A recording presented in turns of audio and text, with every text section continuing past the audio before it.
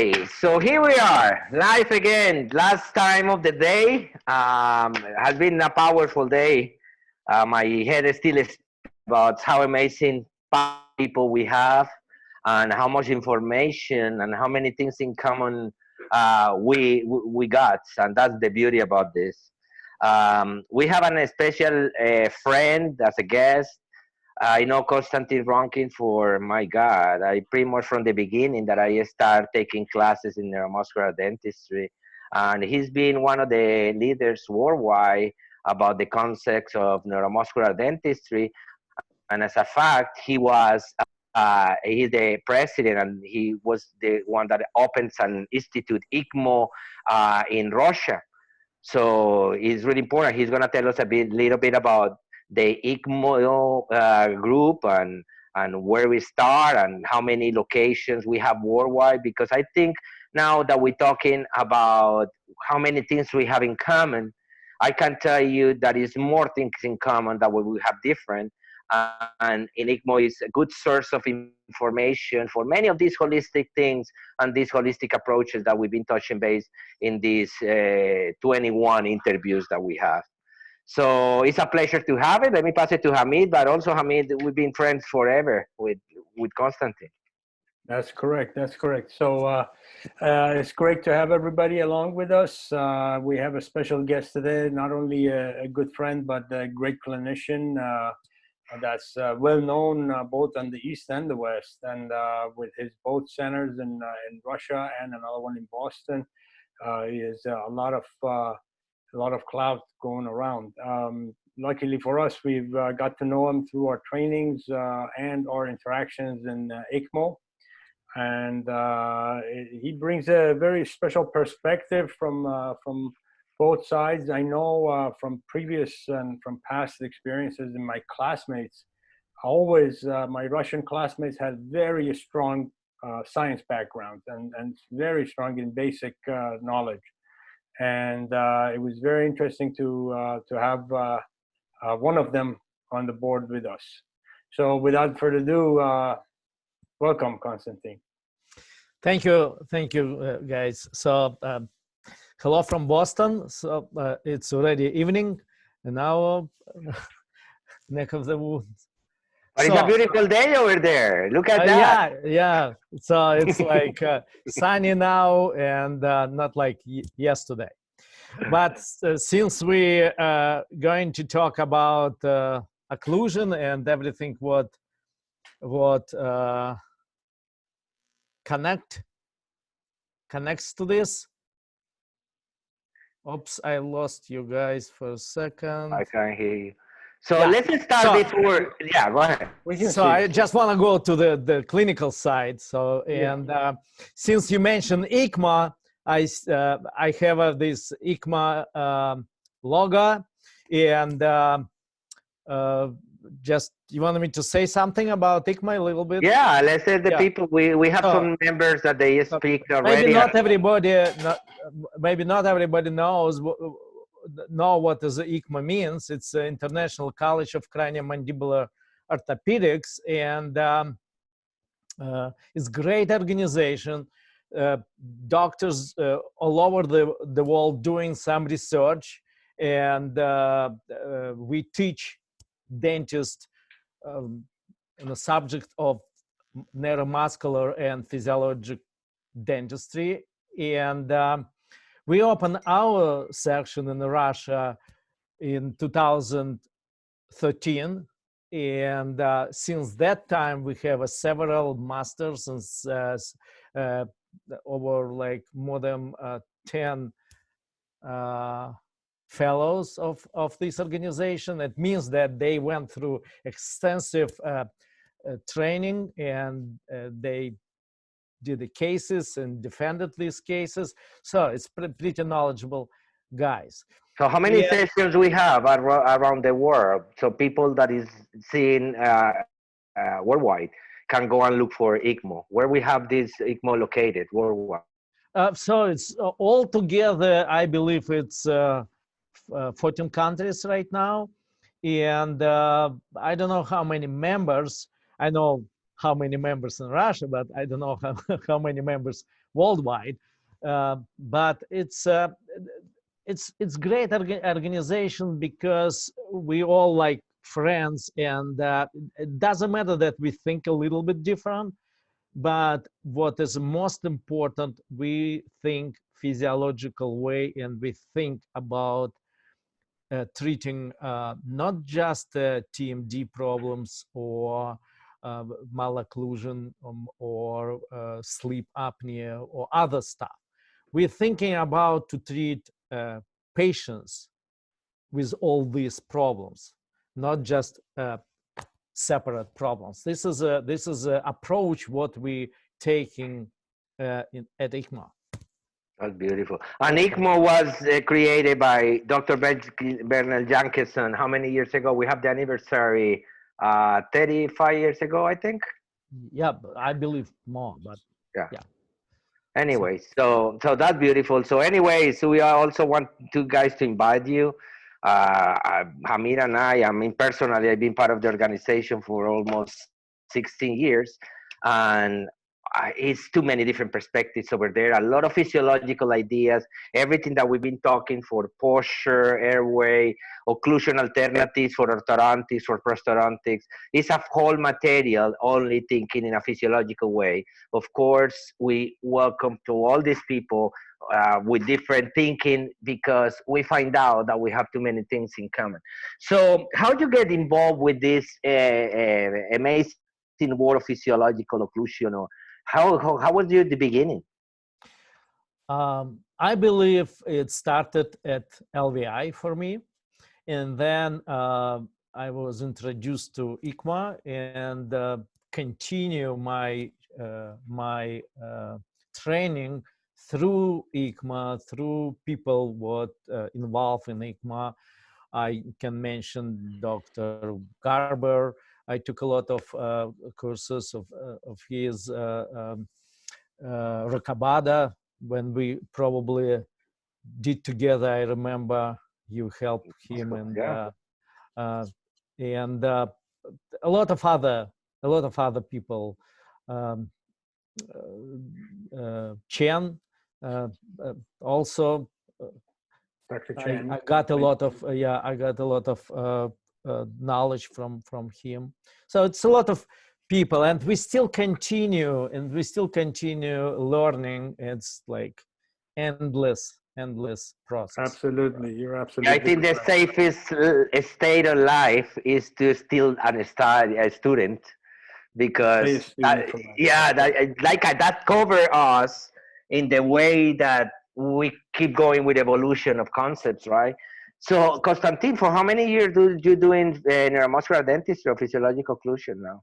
More than 20. Are you seeing changes, like we keep principles, but you notice changes in modalities, or we adopting things? Maybe a better question: how have you evolved in your thought process from the beginning to now? How are you different when you look back retrospectively on what you were doing at the beginning versus now? How do you see it different? I know we are very different. You don't even need to think too far back. Let me tell you, whatever I did a year ago, I'm probably not doing right now, or I'm doing a little bit differently now than even a year ago.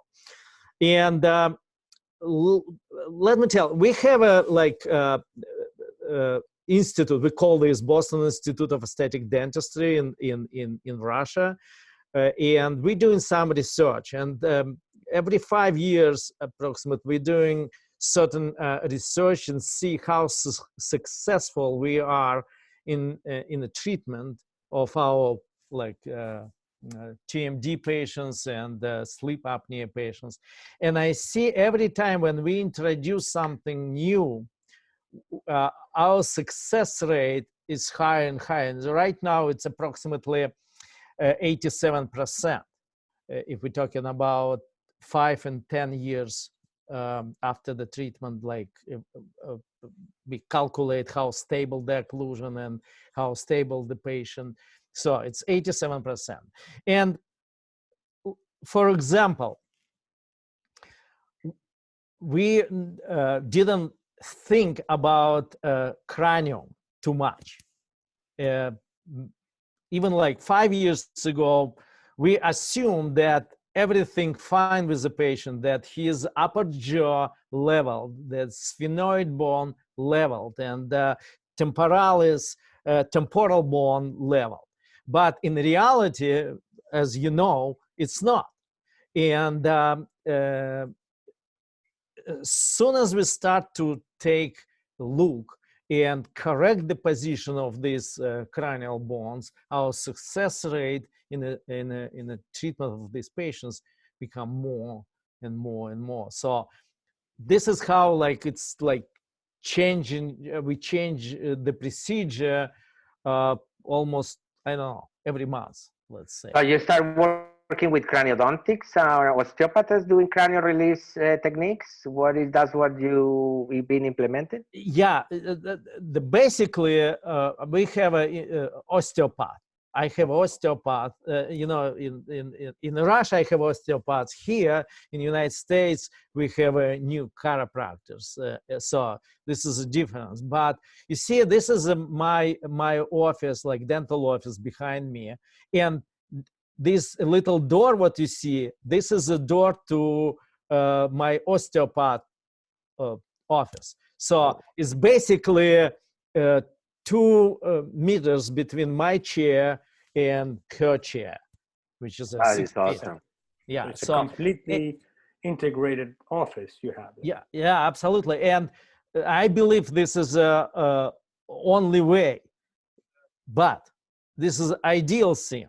In reality, we know not everybody can have this setup, and I don't have the same setup in Boston, but like we had a discussion with Javier like a minute ago.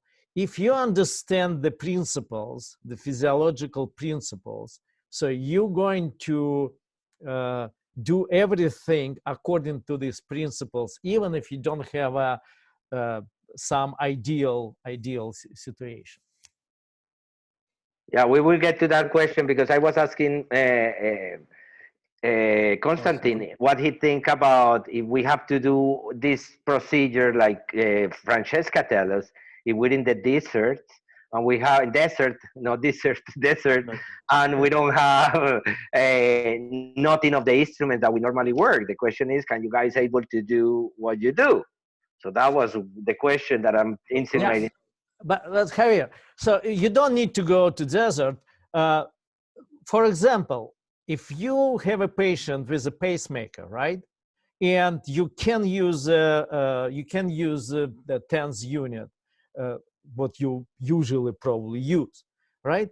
But still, you can do without TENS, but you understand the principles, the physiology, and you're going to make less mistakes if you understand this than if you don't know any physiology. And I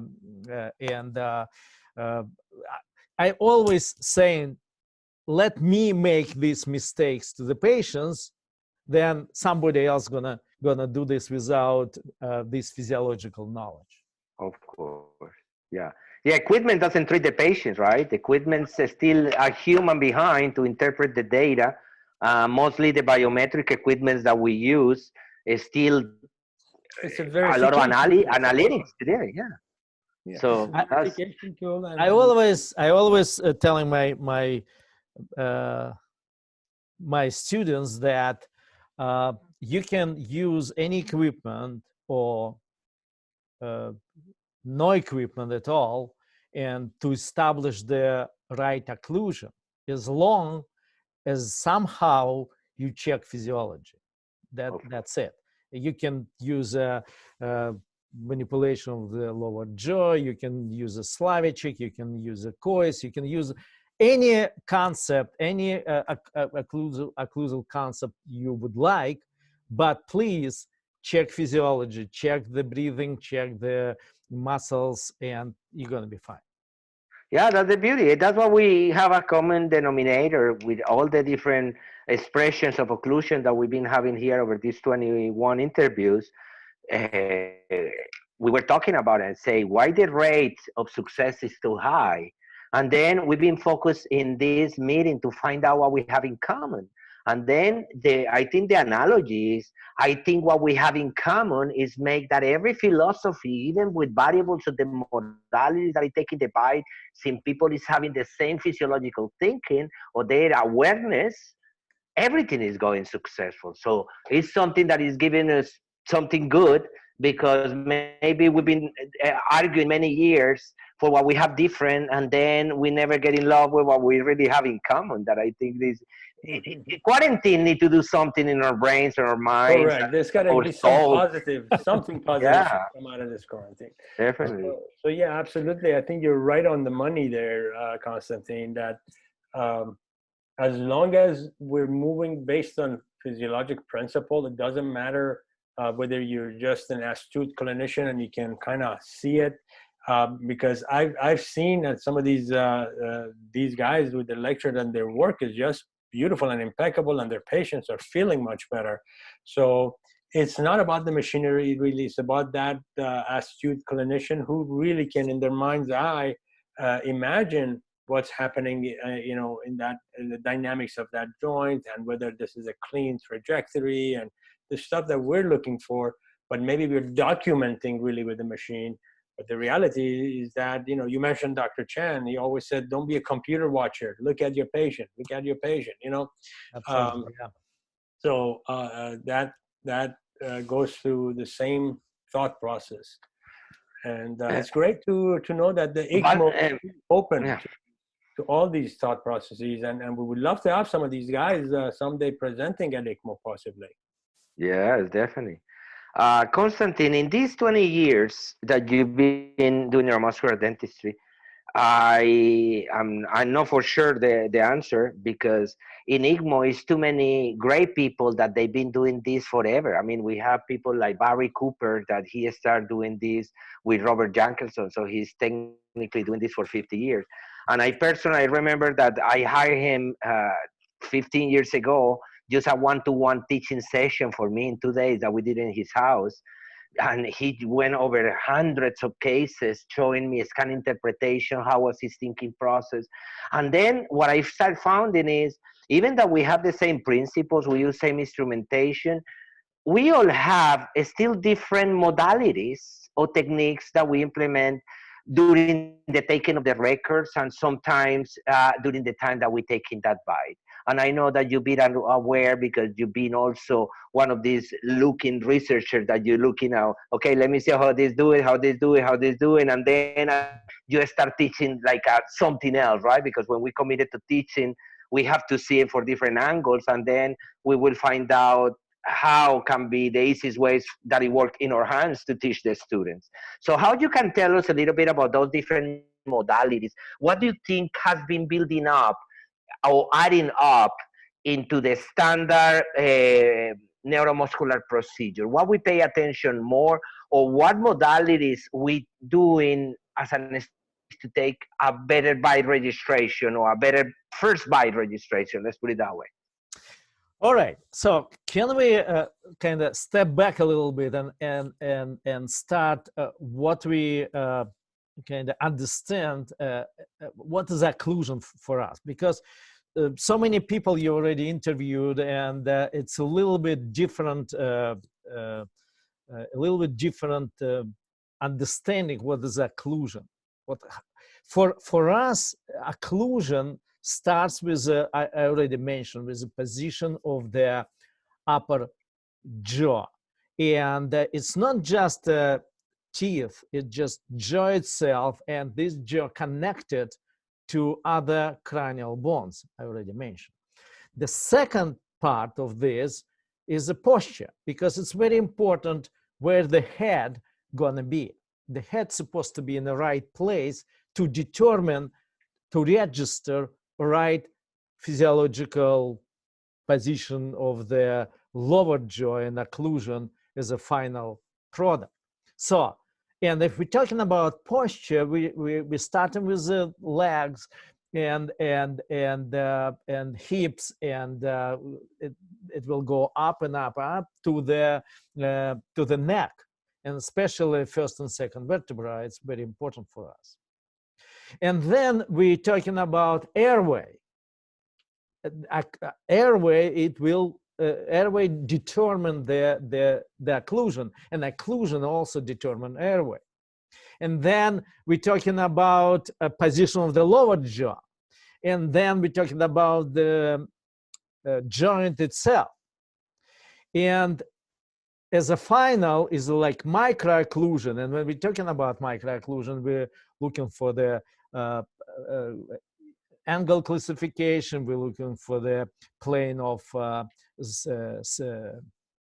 Wilson and Spey, and we're talking about no interferences, etc., etc. We're talking about guidance and canine guidance, anterior guidance. So all these principles, right? Natological landmarks included. Absolutely.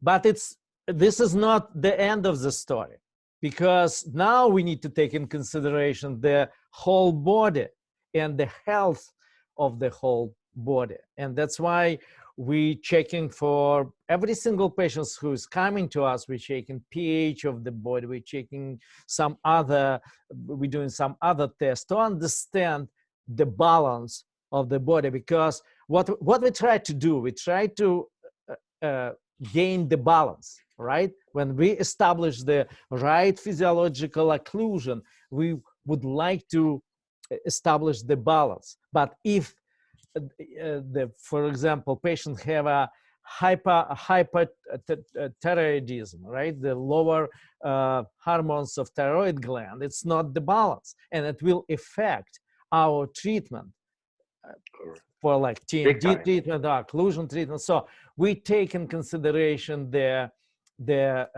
health of the whole body. That's why in Moscow we build a huge center, and we have a cardiologist, endocrinologist, ENT doctor, etc. We have like multiple disciplinary facility, and it's a lot of people involved. But and when we're talking about all these complex of problems what patient could have, and we straight these problems, then we can tell, okay, we establish the physiological occlusion.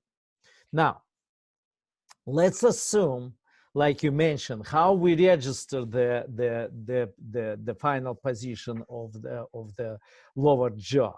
So let's assume that we corrected the position of the upper jaw, and we corrected the position of the head by kind of correcting the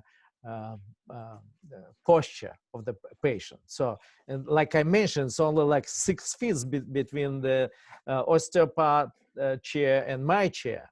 And then if I see that all this, the upper jaw in the right place, neck in the right place, head in the right place, then I will use TENS and my equipment to establish the physiological position of the lower jaw, stabilize this position, and then treat the patient in this position. This is what physiological occlusion means for us. Beautiful, perfect explanation. That's great.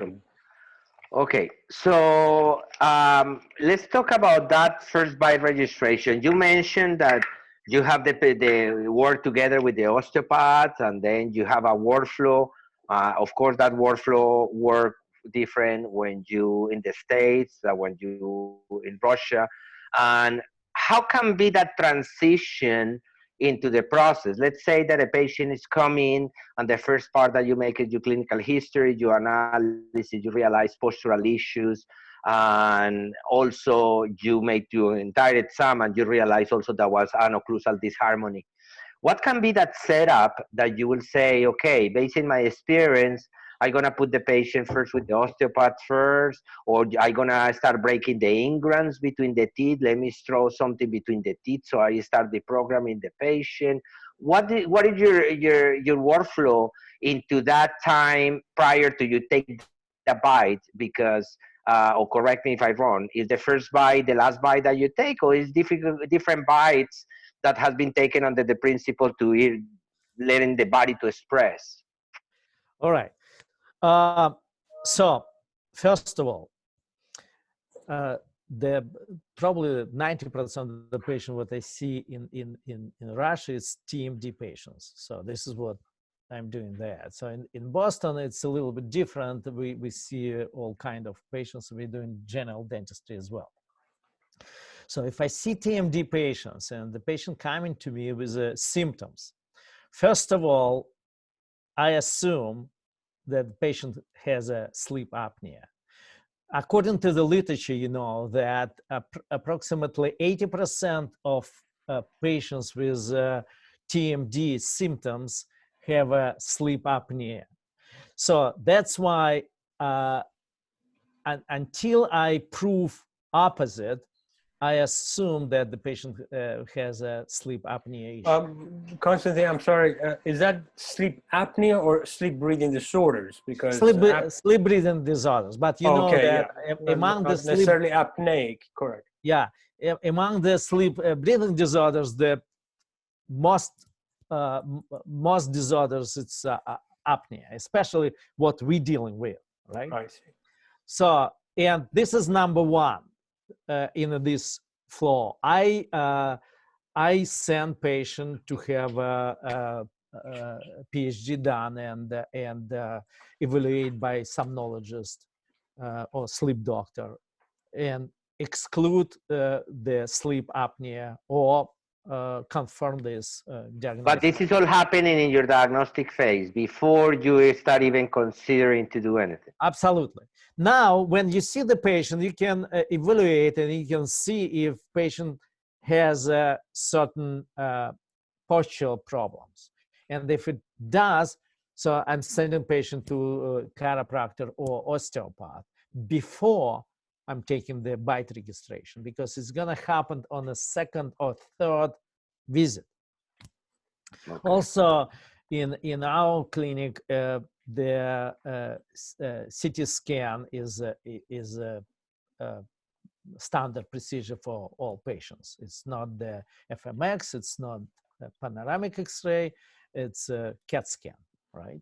So, and when we're doing this, we have a pretty much good idea what's going on with development of the midface, what's going on with airway, and position of the jaw.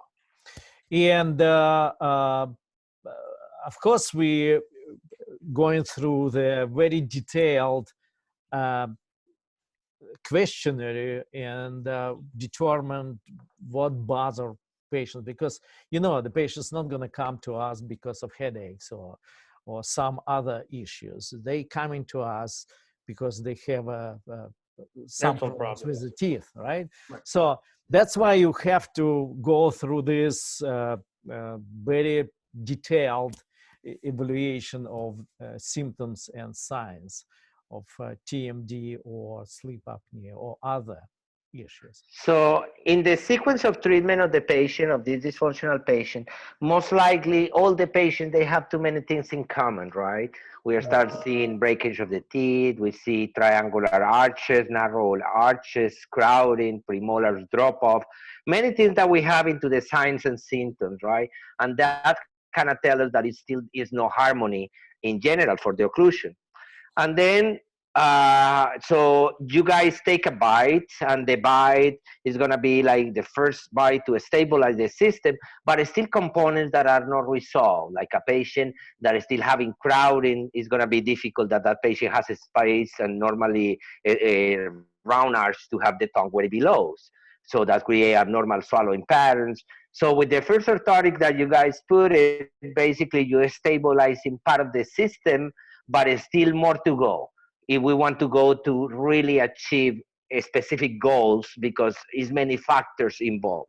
How is your communication, or how is that transition between this patient that is coming for phase one, that is still, we call phase one diagnostic until we stabilize patients, but in many cases that they cannot be totally stable because it's factors that they're against to the proper resolution. Patient that really constricted, no matter where you put that bite, there's still no space for the tongue. And of course, it's a strategies which can be more vertical dimensions for temporally gain a little more tongue space.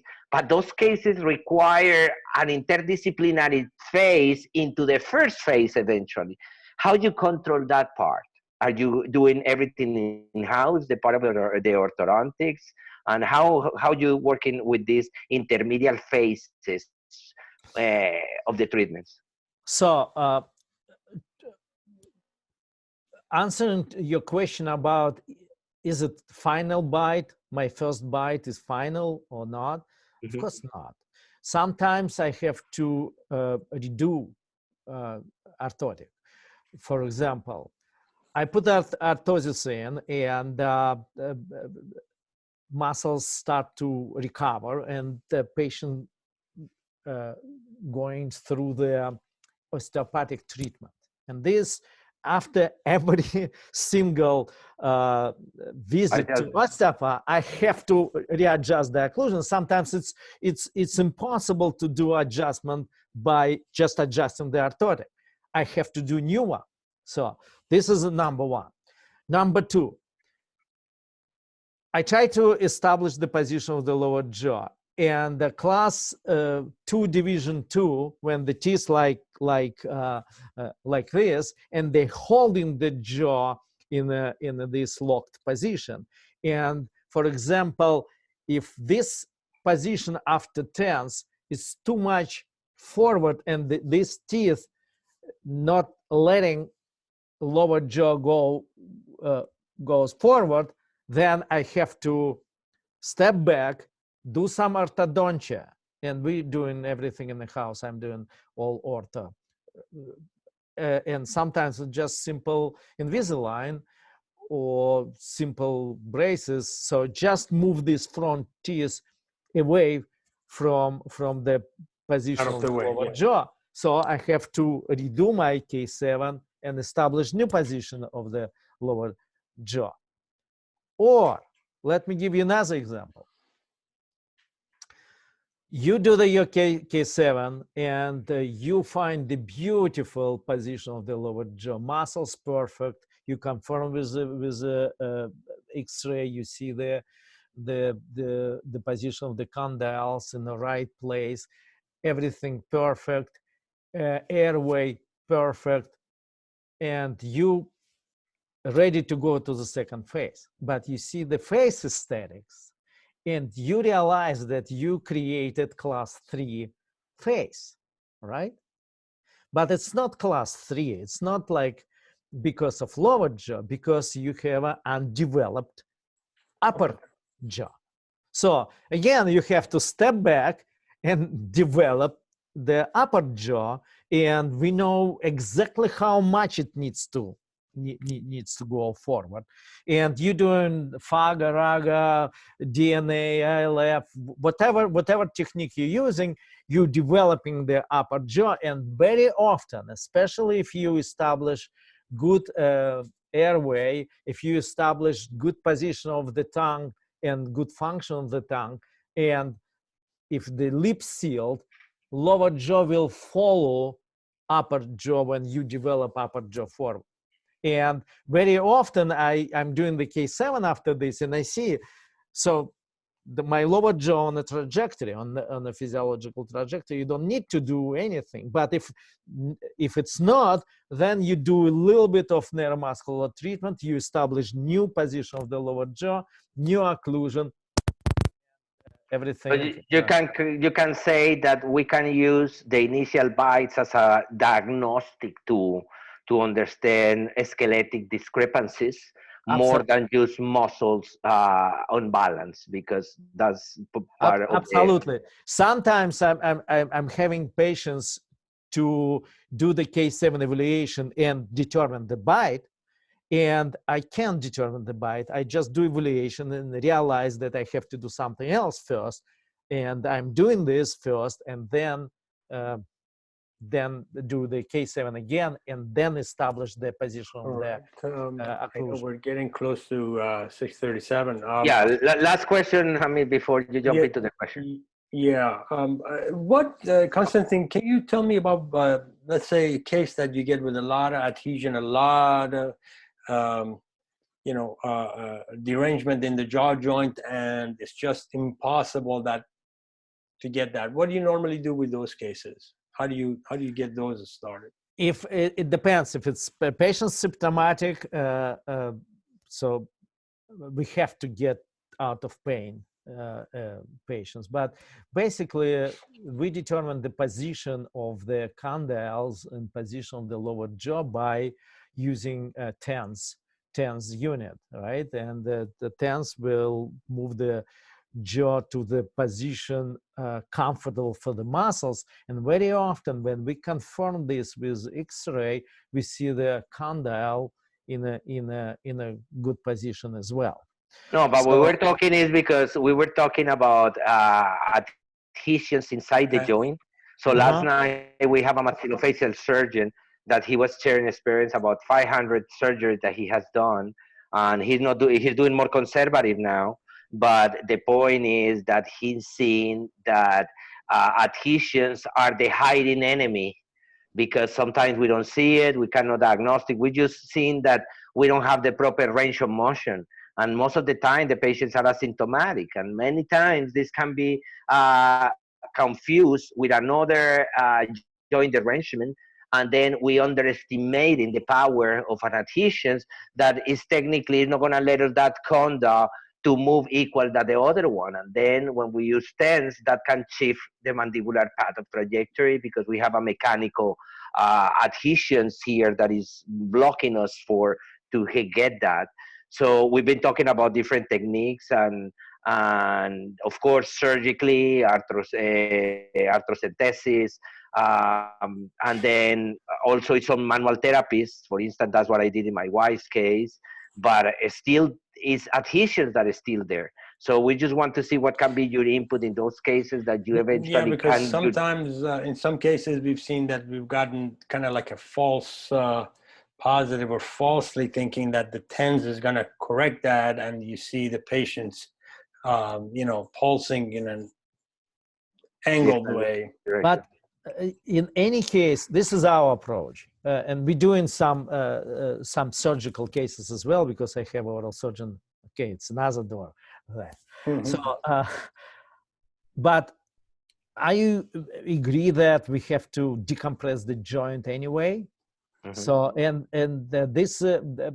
occlusion was what we established for this type of patients. Not the final occlusion. It's not the occlusion to do even phase one. It's just decompress the joint, and then we send the patient to oral surgeon, and he can do whatever procedure he prefer to do.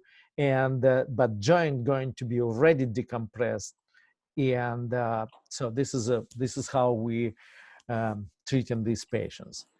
And perfect. Konstantin, I'm really in love with that lecture that you shared with me about these maxillofacial cases, research that you did in Moscow, remember? Yeah. I really will love that if you have the opportunity on Friday to make your presentation, you will show some of that, because we have a nice group of maxillofacial surgeons that they follow us. And I'm here in the States. I'm part of a group of Dr. Arnett in Santa Barbara. And it's beautiful. Try to reproduce something like you did in that study. So I always be talking about I have no problem. Yeah, so you're talking about these patients with tumors after surgery, after remove the half of the face. Yeah. So can you tell us a little bit about that, so we start preparing the people about that? What is your creativity? Because again, this is like when we have the research hearts that we start trying the impossible, right? And I want that, honestly, I was so excited when I saw that research that you did with these cases, that you say, how the hell this patient is going to function? He's not condyle at all. How is the dynamics? And then you record this with kinesiograph equipment. Tell us a little about that experience. I find it fascinating for myself. So my surgeon who is working in our office, he's doing a lot of reconstructive surgery after some tumor process or trauma, and the question was the first question what we would like to answer if muscles reattach to these grafts. This is number one, and we prove they reattach and they start to function. That's why we use this electromyography, and the other question was how to establish the position of the jaw, how to determine the bite for this type of patients, because we don't have a condyle in a socket, right? So that's what was purpose for this study. So I can share this study with you. So that is part of what we're gonna see on Friday. It's a weird, crazy, beautiful things to see. And then honestly, when you see this is when you start realizing, okay, we have physiology of the human body is fascinating. It's just how the body find a way to make the function. And in that way is what create what people call compensations. But it's beautiful. It's no other way the body to repair by itself. So beautiful, Konstantin. You've been awesome. Now you need to pass the exam. Yeah. I'm kidding. Yeah, now the formal question. All right, Konstantin. I think you answered this very eloquently before. Can you do it again? What is occlusion to you, and who were your influencers? Again, I lost you. All right. So I already kind of answered this question, what the occlusion for me, and we have a kind of definition. We call this optimal physiological occlusion. And first of all, it's important for us what happened before teeth touched together and after. So first of all, the muscle's supposed to be comfortable. The second, the joint needs to be, the head of the joint supposed to be in the right position, and disc supposed to be in the right position. So it's like ideal scene. And airway and breathing needs to be established and needs to be normalized. Posture needs to be normalized, and the whole balance of the body. And if we create this, it will stabilize the result. It doesn't matter what you're doing the ortho treatment or prosto treatment. So if you would like to, these restorations, what you put in the mouth, serve for a long time for the patient. So that's what you need to create, balanced physiological occlusion with all these components in place. Okay, this answer give me a little bit of another question that we have to ask. So are you having the patients when an orthotic for the day, and then you have an appliance for the sleep apnea at night? How you work in this combination? Is your position of the day the position for your sleep appliance? So what is your thinking process? Peter Ferro kind of tell us his idea in the way that he's working. How about you? So basically you're asking how I treat the patients with sleep apnea and TMD problems, right? Yes. Together. So basically, again, if the patient's symptomatic, we need to take the patient out of pain and symptoms. But if patient has a severe sleep apnea, you don't have a time to do this.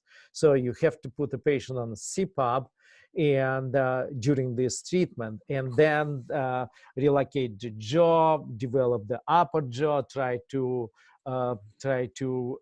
widen his arch, and then after this first phase of the treatment, you see if the AHI better to the point that you can get a patient off CPAP, then you doing your sleep appliance, but you already finished the first phase, and you can finish the second phase. And after second phase, after you finish second phase, you don't need to wear any orthosis during the day. You just wear the sleep appliance. Okay. Yeah, That's because it. Peter was telling you, that his position is pretty much similar, a little more space, some consideration, but he always say that in his protocol, he take 2 by registration, one that the one that he's gonna use an orthotic, and he will use the other one for an sleep lab appliance and Same philosophy. But one more thing, if I may. Right now, we're using this technology, DNA, Vivos technology, whatever you call this. We try to cure sleep apnea before we do in second phase. This is a kind of new, and I have approximately like 30, 40 patients going through the treatment right now. So after I'm done, I will tell you. We're talking about DNA appliance? Yeah, DNA, mRNA appliances. Okay, so for those that they don't know around there, and maybe you guys can connect a little bit of what we're talking this morning early about orthopedic appliances, but in the morning we were talking about kits. It's a similar concept. It's a concept based in orthopedics, based in the concept of no forces, just touching. That is the concept of presence, as Patricia mentioned this morning. So it's a similar concept. Appliances with a little mild pressure, little tension, with a little micro springs that they susceptible for the tongue movement and create some sort of activation that develop new osteoblastos to come in and try to create a new apposition growth on the developing of the structure. This is just a foundation. Of course, DNA is a trademark appliance, but basically is based in the principles of the orthopedics. Am I correct? Yeah. Okay, good. Perfect. All right, let's go to question number 3, which was the actually question number 2, but you already somewhat touched on it, which is the factors that you consider prior to stabilization, and those were basically everything you mentioned: posture, sleep, airway, what else? Joint position, so on and so forth. Yeah. The most important for us, the most important is physiology for us. So even if I see that everything looks beautiful and according to some guidelines, but if the physiology not there, if for example patient doesn't breathe, so it's not the optimal occlusion. So we need to do something about this. So we're checking 2 things if we're talking about physiology. It's muscle tone and airway, the breathing. So PSG. Konstantin, this is another question. And I think, I apologize, I'm taking some extra time. But I think it's important to people they always ask questions about part of this physiology about the neuromuscular occlusion. So let me ask you something. Do you ever found a case that eventually patient doesn't want to do restorative treatment or ortho treatment, and then what you find out is that the patient, the bite, of course, is behind that where you expected? Is any way, having as a consideration neuromuscular principles, that you can still use the tensing and the muscle relaxation and can to let that mandible to set up a little behind or where the tense is doing it? Just because, let's say that the patient say, doctor, what you can do, I don't want to have ortho, I don't want to have restorative treatment. Is any way to establish a neuromuscular position that doesn't go all the way with the envelope of muscle relaxation induced by the tense? Is any possibility to try to be a little more conservative into the movement, taking advantage of the muscle relaxation, the torquing, about the pulsation of the tense, but trying to control a little bit that propelling of the mandible to go forward? Yeah, you're right. So we have 2 solutions. Number 1, if the patient can go to the second phase, doesn't matter if restorative or ortho, or surgery, right? So, but patient willing to wear the orthosis, then we can do beautiful milled type of orthotic, and the patient will wear this. And I have a pretty much, I don't know, probably like 20% of my patients in orthosis still. So nobody, I mean, not everybody can afford to do, especially these days, right? Yeah. And solution number two, what you're talking about, yes, we can be like a little bit more conservative, but as long as this position of the lower jaw in a zone of comfort for muscles. So if I can move, and pretty often we're doing this when for the aesthetic reasons. So if I can move the jaw a little bit back from the tense position, but it's still comfortable for the muscles, and I can check this and I can confirm this with electromyography. Yes, we can do this. We can do this. That's good. Interesting. Because that's the same approach that Dr. Cyril Gaillard from France, neuromuscular doctor, he also, what he presents is how he's combining the coils deprogrammer with transelectrical stimulation to be able to determine the vertical dimension exactly when they want to finish the case, and of course to try to contain the patient for eventually this anterior advancement that in many cases made more complex the restorative phase or the orthodontic phase. But And still some patients. I think Konstantin is right. It all depends per patient and what the sensitivity is. I remember many years ago we used to call them the narrow goalpost or wide goalpost patients, and what is their area of comfort zone really.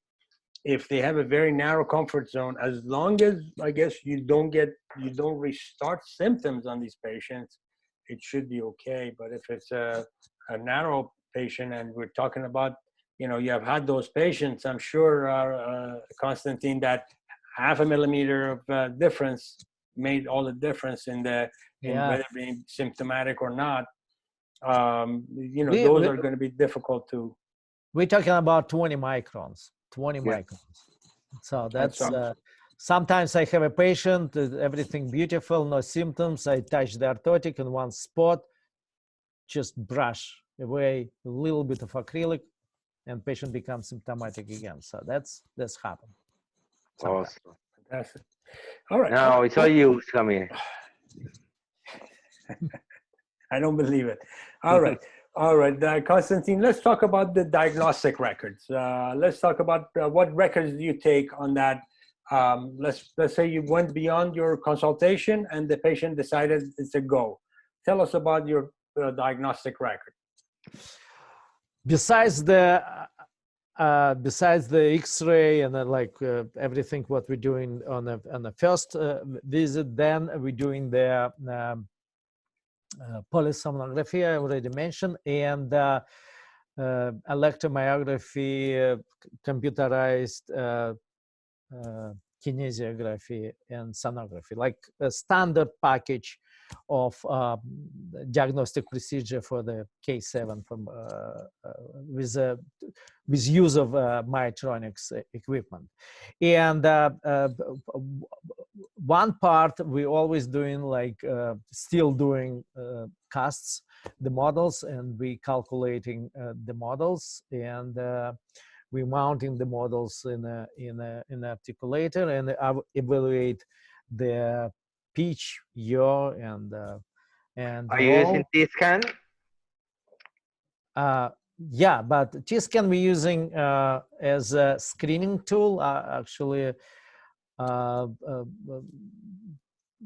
this is a part of the first appointment, just to show the patient that how the occlusion looks like, and then we're using T-scan all the time. Two things I'm using all the time: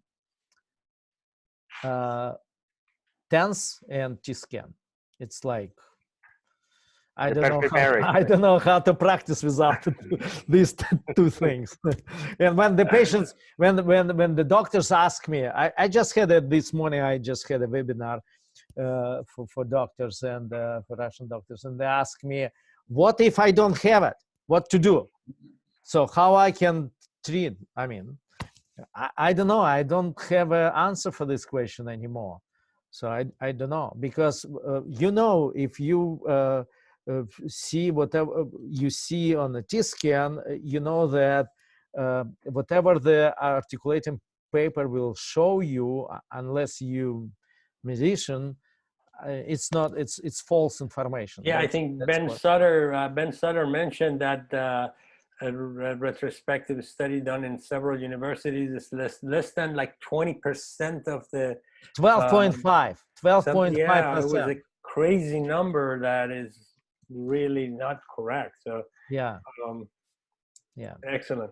Awesome. Right, Do you know, by the way, that we're going to have Robert Kerstein talking to us tomorrow afternoon, because I couldn't get held in Domingo yet. So I think we're going to. So he's going to talk about physiology of the PDL and muscles. How amazing is that? That is going to confirm everything that we're talking about. And the beauty about that topic is, when I talk to Robert, I say, what do you think about this tool? Can apply to any philosophy? You say every single philosophy I use. This machine doesn't have no thinking about anything. Just under any condition you take a bite, you can just measure your forces. And I think that will make it a really good piece of equipment. Awesome. Hamid, I shut up, I promise. I'll believe it when I see it.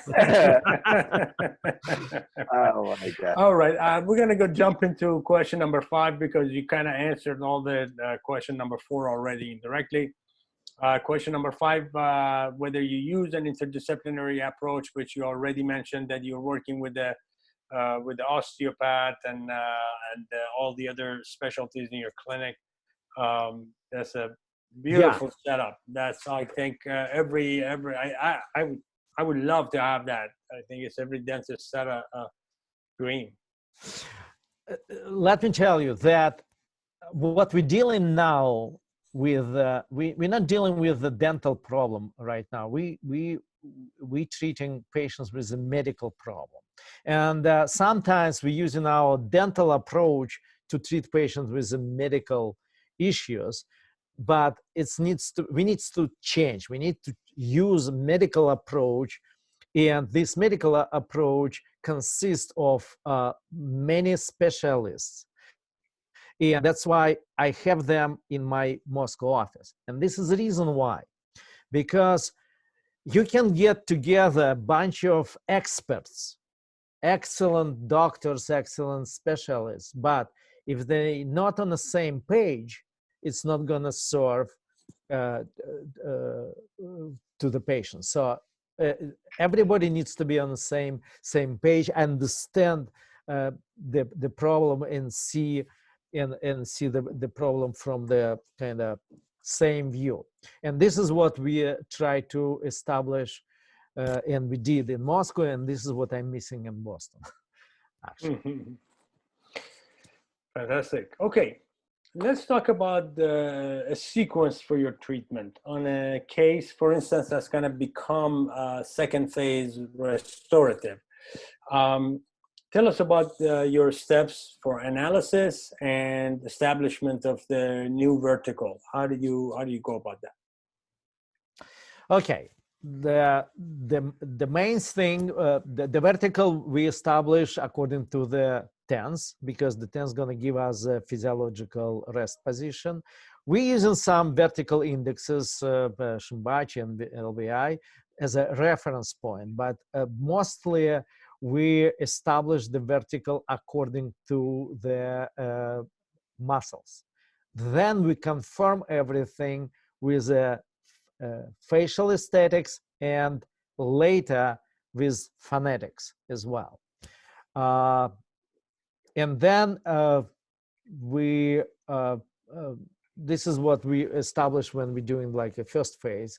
And then our protocol, like we transfer this to the wax up, and sometimes we're doing digital wax up. Sometimes, most of the times we're doing still a regular wax up, and then we transfer everything to the final type of restorations. I don't know if I answer your questions. That's right. Yeah. All right. So you did mention, touched on facial aesthetics. Where exactly are you? Let's say the patient comes to you with pain, but you already have the experience and you know that that mouth is broken down, and you see it in your mind that this is going to be a restorative case somewhere down the road after you stabilize this patient. When do you start thinking about aesthetics in your workflow? Is this a second thought later? The reason I ask you is that, you know, with Javier and I, we kind of like try to anticipate, because, you know, like you mentioned, your vertical, you let the tens give you an insight. Where we've found is that sometimes that tens vertical is a little bit exaggerated, and we find that possibly maybe the joint is not quite in a tight pack. And then if you try to do something like that, you would have like really long restorative products at the end. Where do you start looking at these facial and really aesthetic concepts like incisal edge display or tissue display? When do you start? Just because before you answer that, just because you mentioned Chimbasis, Yeah. and then Chimbasi, you know, is a CJ to CJ, and then is a lip and a face behind, and sometimes those numbers kind of throw you really out of the facial harmony. All So right. that's like the way we want the answer. All right. So to answer your question, when I see the patient at the front desk, then I see and think about aesthetics. Okay. And I already gave example. When you try to determine the position of the jaw, and of course you take in consideration everything. And I mentioned about all these indexes as a starting point. It's not like you mechanically use all these numbers and determine the length of the teeth and et cetera, et cetera. No, this all thing helping you to see where the final size of the teeth, final smile, and everything what we try to create.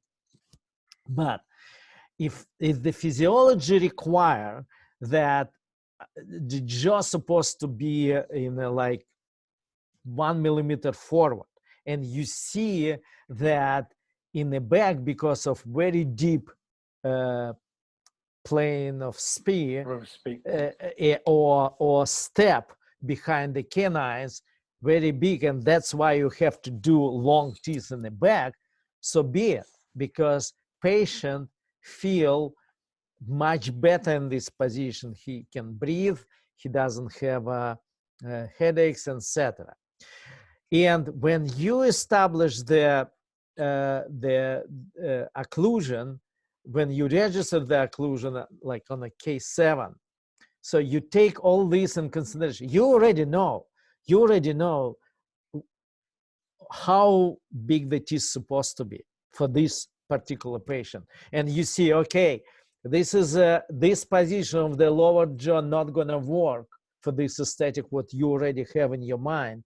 So you try to find another position as long as you're in this zone of comfort.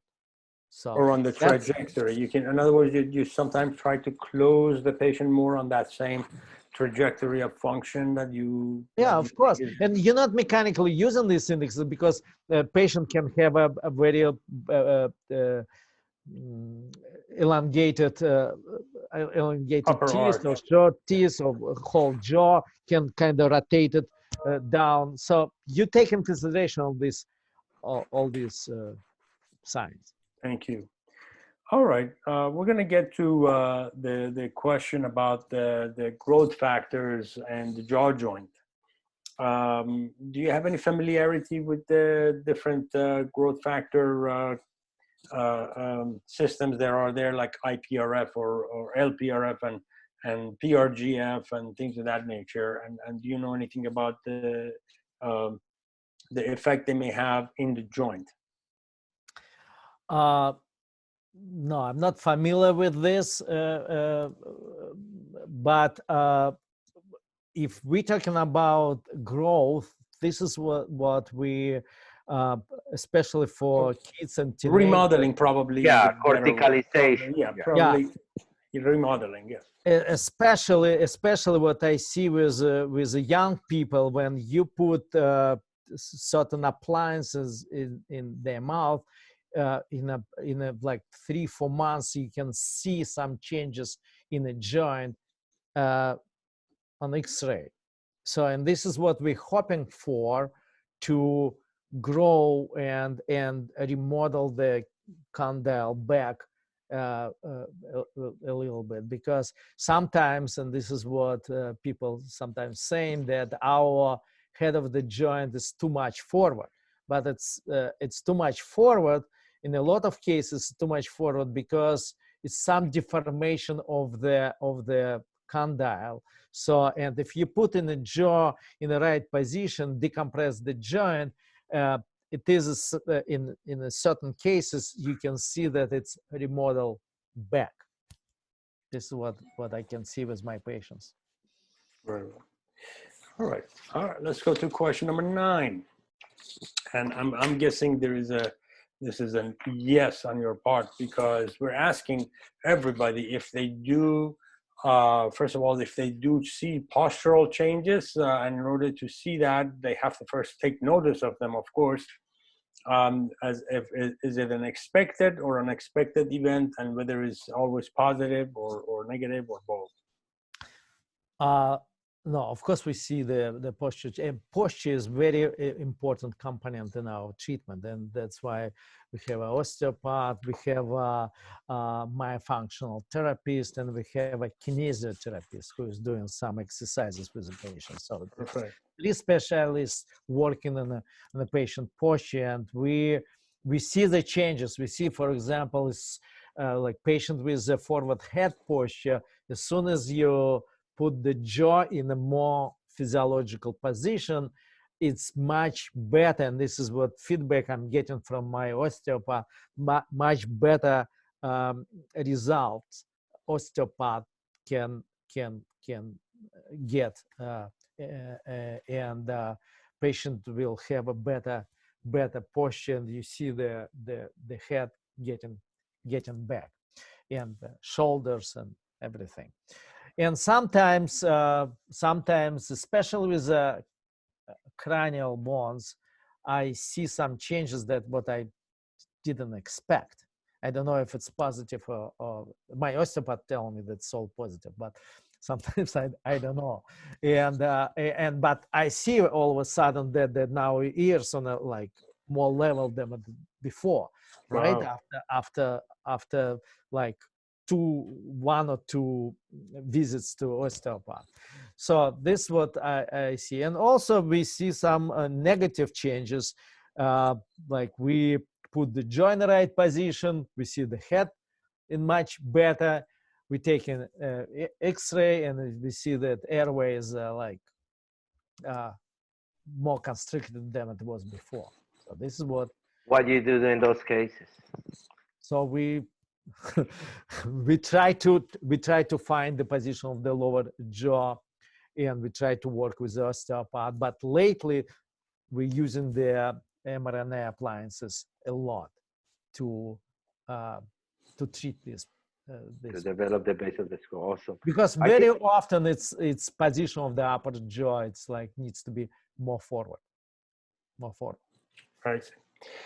All right. This is the next question is more of a fictional question. All right. Do you think at any point we're going to have this type of teaching getting out of these private settings like your center, into the more traditional school teaching, these physiologic parameters that we're all looking at?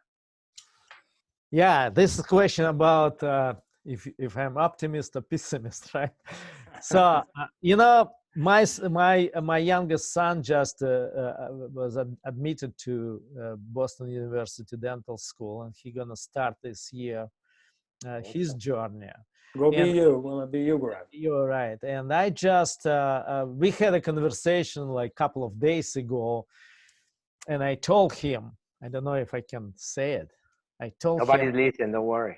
I told him because he familiar with everything what I'm doing. He very often working in my office, and he knows everything about what we're doing, ICMA and the research. And he actually helped me to do research, and we publish article together with him. But I told him, when you go to dental school, just please shut up and try to learn. Don't talk about neuromuscular dentistry there. They're not ready yet. I really hope that it will be one day that they all gonna go to like physiological approach. And we just, me and Prabhu finished and Dr. Schwartzman, my partner, finished the Tufts mini residency of sleep disorders. Yes. And unfortunately, they didn't mention any of the treatment modalities what we using also. I just registered for that. I'm going to start in October. Oh, good for you. It's good program. But I know that they're famous for their not being part of this whole revolution that's happening. Yes, but there are a lot of science and a lot of no, you're going to be in Boston, so please come visit. Yeah, absolutely. I'm going to be coming back and forth for sure. I'll definitely look you up and stop by the office for sure. Yeah. All right, let's go to the last question, Konstantin. You're getting to the end. All right. Now, thinking about the dynamics and the movement or the whole mechanics of what's happening inside the joint. In your experience, what do you think are the sequence of events? Is this a rotation, translation, and beyond that? Once you establish your ideal position, what type of occlusal scheme are you looking for? Can you talk about the specifics of the occlusal interdigitation that you're looking for? All right.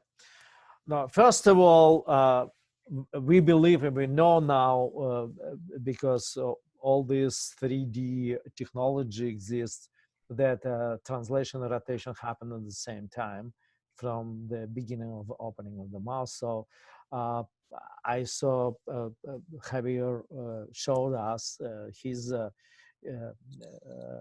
research or whatever it was, when you see that for every single patient you can see how the head of the joint moves. So, and if we're talking about occlusion, what we establish in the end of our treatment, it's of course it needs to be like every principle what I already mentioned, that it's supposed to be central contacts, it's supposed to be no interferences during the chewing cycle or on a closure. It's supposed to be guidance, canine guidance. I believe in canine guidance. Sometimes it's impossible to establish canine guidance, but when it's possible, we always try to do this. And curve of Spee and Wilson and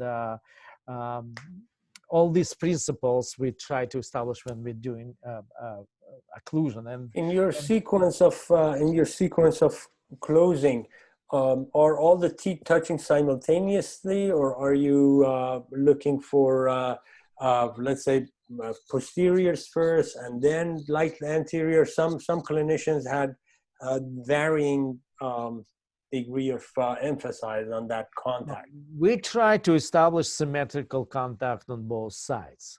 So Posterior. you scan, yeah, posterior, and sometimes anterior contact doesn't bother me at all. And in my profile, for example, for Invisalign, I ask them to leave a quarter of millimeter of space between anterior teeth to prevent any super contacts, classed first prematurities in the front.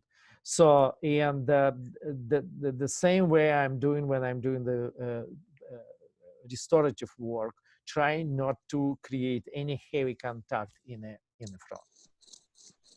Fantastic.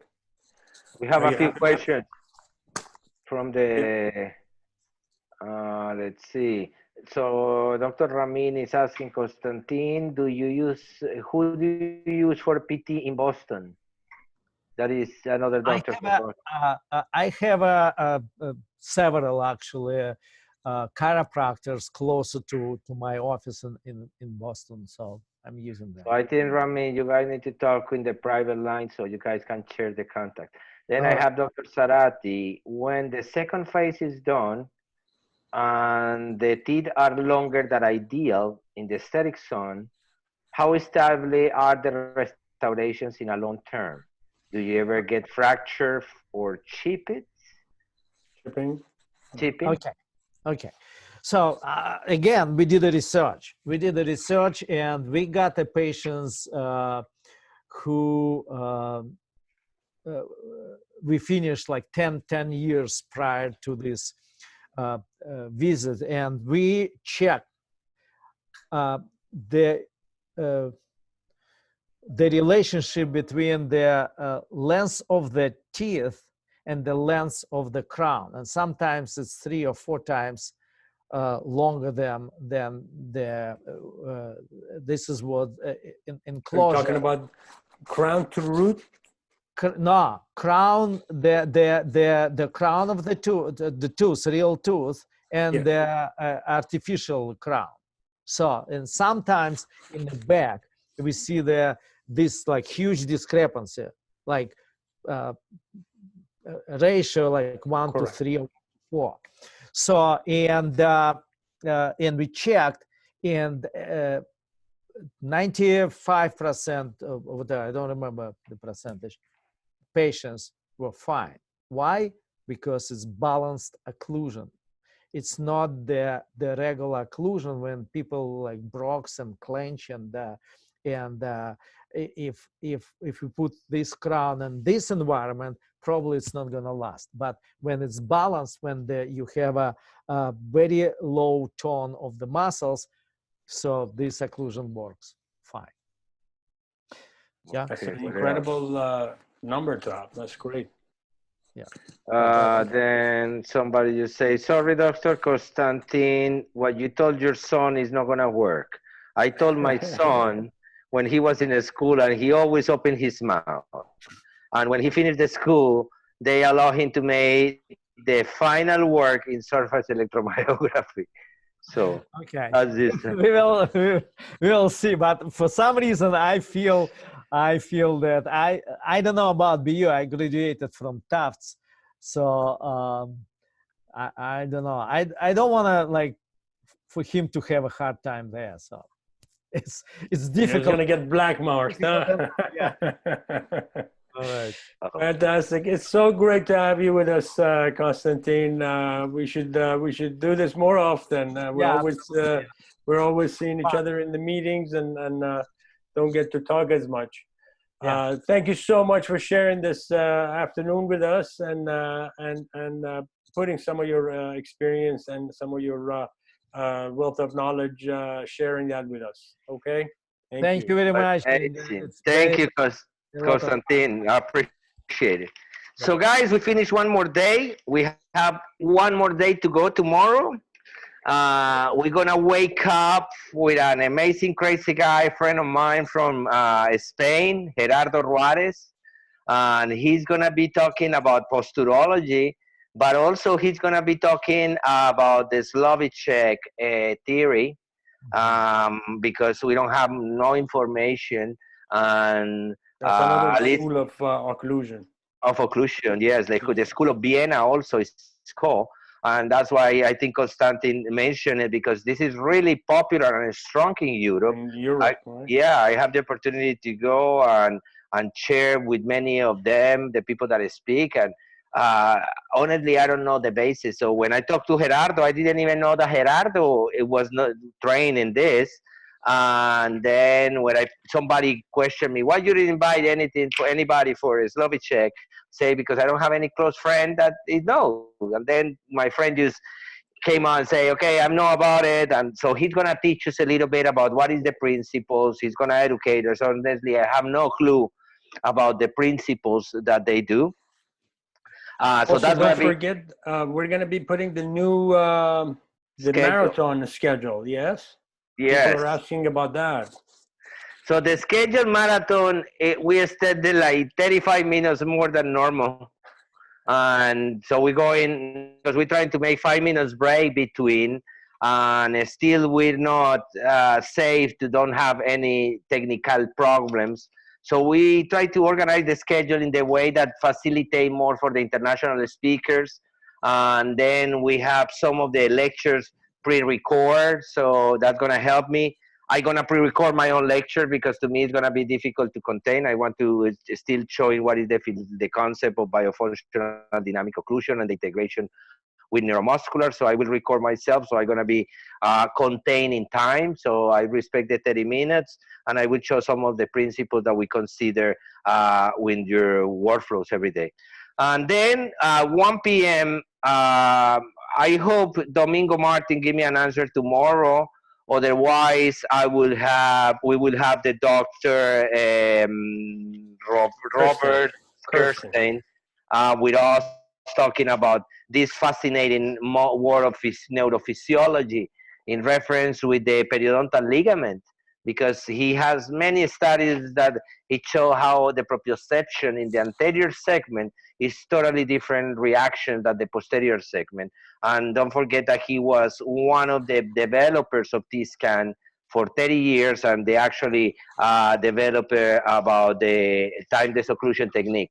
So I think we are going to have a great day tomorrow, and then we're going to give it a break for 2 days. Like you guys can go to intensive care and figure it out how many vitamin B you will need, because our brain is going to explode, honestly.